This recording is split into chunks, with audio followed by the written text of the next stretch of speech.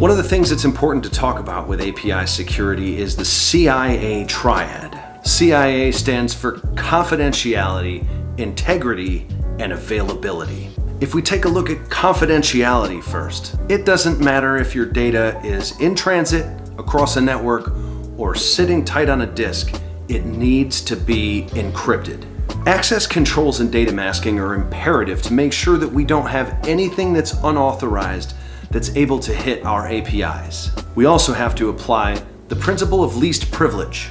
Users and services only have access to the data that they absolutely require, that is essential for them to operate.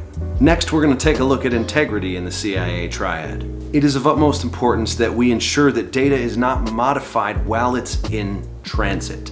Employing secure protocols like TLS is imperative for preventing man-in-the-middle attacks and stops general visibility to your data. We should always make use of hashing and digital signatures to ensure that when we've received data, that it's actually the data that we requested to be received. Also, authentication and authorization processes should control access to our applications always.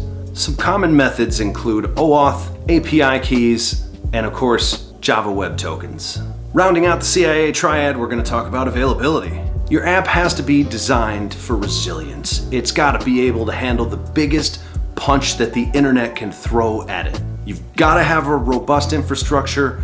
Rate limiting and load balancing are paramount to your success here. You also need to have robust failover strategies put in place, whether that's site failover, server failover, application failover, container failover, whatever that is. You need to make sure that you're always able to recover from a failure.